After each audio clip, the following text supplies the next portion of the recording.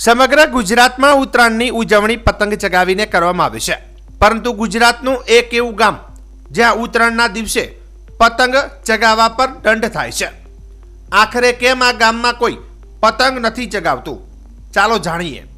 બનાસકાંઠા જિલ્લાના ધાનેરામાં આવેલું ફતેપુરા ગામમાં પતંગ ચગાવવા પર પ્રતિબંધ છે. ફતેપુરા એ ગુજરાતનું એકમાત્ર એવું ગામ છે કે જ્યાં કોઈ પતંગ ચગાવતું નથી. અહીં પતંગ ચગાવવા પર સંપૂર્ણ પ્રતિબંધ છે. ગામના કે અન્ય ગામના યુવાન અહીં પતંગ ચગાવવા આવી શકતા નથી. ફતેપુરા ગામમાં મોટાભાગના મકાનોની છત પર કઠેડા ન હોવાથી અને ભારે વીજ થાંભલાઓ પણ મકાનની છતને અડીને જ આવેલા છે, જેના કારણે ગામના અનેક બાળકો અને યુવાનો પતંગ ચગાવતા પડી જવાના અને વીજ થાંભલા પરથી પતંગ કાઢવા જતા મોતને ભેટવાના બનાવ બની ચૂક્યા છે. આ ગંભીર પરિસ્થિતિમાં ગામના બાળકોના જીવનની સુરક્ષા માટે 1999માં ગામના વડીલોએ એક ખાસ કાયદો બનાવ્યો હતો. આ કાયદો હતો પતંગ નહીં ચગાવવાનો. ગામના વડીલોએ નક્કી કર્યું કે ગામના કોઈ પણ બાળક કે યુવાને ઉત્તરાયણના દિવસે પણ પતંગ નહીં ચગાવવાની. જો કોઈ વ્યક્તિ પતંગ ચગાવતો પકડાય તો તેને 11,000 દંડ અને 5 બોરી ધર્માદો ફટકારવામાં આવશે. ગ્રામજનોએ બનાવેલા કાયદાનો 1999 થી આજ દિન સુધી કડક પાલન થઈ રહ્યું છે અને આટલા વર્ષોમાં કોઈ પણ વ્યક્તિએ પતંગ ચગાવી નથી.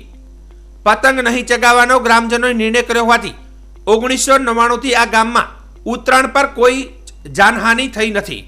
એટલું જ નહીં, પતંગ દોરી પાછળ થતી આર્થિક બરબાદી પણ અટકી ગઈ છે. દરેક ગામમાં અને શહેરના યુવાનો અને બાળકો જ્યાં ઉત્તરાયણ પર પતંગની મજા માણતા હોય છે, ત્યારે અહીં ગામના યુવાનો ગાયોને ઘાસચારો નાખી તેમજ ક્રિકેટ રમી ઉત્તરાયણની ઉજવણી કરે છે. તેવું તેમનું માનવું છે કે બાળકોની સુરક્ષાને ધ્યાને લઈ ગામના વડીલોએ કરેલો નિર્ણય અમે આજીવન નિભાવીશું. મારું નામ હરિભાઈ પનાભાઈ. અમે ઉત્તરાયણની અંદર પછી વસ્તી વડવાનું બંધારણ કરેલું હોય, ધાબા ઉપરથી છોકરા પડી જતા એટલા માટે બંધારણ કરેલું હોય તે 11,000 દંડ કરેલો હોય અને ચકામાં તો 1 બોરી બાજરી પકડાઈ જતો એને માટે નહીં. મારું નામ કિરણભાઈ, હું ગામ ફતેપુરા. અમારા ગામમાં 20-25 વર્ષથી પતંગ ચકાવતા નથી. અમારા જે વડવાઓ હતા એમને આવો નિયમ બનાવ્યો હતો કે ઉત્તરાયણના દિવસે આપણે પતંગ ચકાવવો નહીં. જો કોઈ બી પતંગ ચકાવતા પકડાઈ જાય એમને 11,000નો દંડ અને 1 બોરી બાજરી. અને ઉત્તરાયણના દિવસે અમારા વડવાઓ એવું કીધું હતું કે બધા ગામને મળીને આપણે ગોદરે લાડવા બનાવવા ગાયો માટે અને કૂતરાઓ માટે, અને એક ચારા નાખવા ગાયોને, અને પછી બધા ભેગા મળીને બધા ગામો ઉપર પોકાડવા, બધા અમારા ગામમાં પણ દેવા. પછી એ દિવસે અમે આવી રીતે નીકાળીએ છીએ અમે એ દિવસ.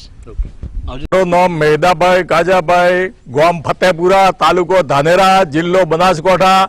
આજે ઉત્તરાયણના દિવસે અમારા ગામમાં પતંગ ચડાવતા નથી અને કોઈ છોકરો પતંગ ચડાવે તો એના 11,000 રૂપિયા દંડ કરેલો છે. અને વડીલે અમારે પણ સૂચના આપી હતી કે ભાઈ અમે પાળે એવો તમે પણ કેટલા પણ પાળવો. તે આજ દાડા સુધી અમે પાળા એ તો કોઈ પતંગ ચડાવતા ભાળી દા તો એને પછી 11,000 રૂપિયા દંડ લેવો. અને ગાયરે આખું ગોમ ભેગું થાય, ગોમ આખું ભેગું થતા કરીને ગાય માટે સાર નખાવા અને કબૂતરે દોડા અને કૂતરે લાડુ કરીને નાખા. આખો ગોમ ભેગો થાય 4-5 દાડા માણસો મિલે તે આખા ગોમમાં ફરીને ભેળો કરીને ઉગરાવીને લાવી અને ફતે આઠે બનાવી અને નાખા. અને આ ઉત્તરાયણ વિશે અમારા ગામનો હારામાં હારું હોય. અમારા ગામમાં ટોટલ ધાબાવાળા મકામ છે, કાસો એક પણ મકામ નથી. એટલે મકામ ધાબાવાળા કઠવાડા માથે નતા એટલે છોકરા પડી જતા આગળ લાગેલો હતો, મરી ગયો હતો. એને હિસાબથી આ બંધ રાખેલું હે અને હમણાં હાલ હવે શાંતિથી કોઈ ચડાવતો જ નથી. ઉત્તરાયણ પણ પતંગ ચગાવવાના ચક્કરમાં ગુજરાતમાં ઉત્તરાયણના દિવસે અનેક વ્યક્તિઓ અને પક્ષીઓના મોત નિપજતા હોય છે.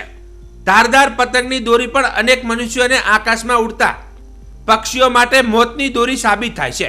તેવામાં બનાસકાંઠાના ફતેપુરા ગામનો આ કાયદો એક આદર્શ કાયદો સાબિત થઈ રહ્યો છે. પરંતુ શું આ ગામના પ્રેરણાદાયી કાયદાને અન્ય ગ્રામજનો અને શહેરીજનો અપનાવે છે કે નહીં, જે હવે જોવું રહ્યું.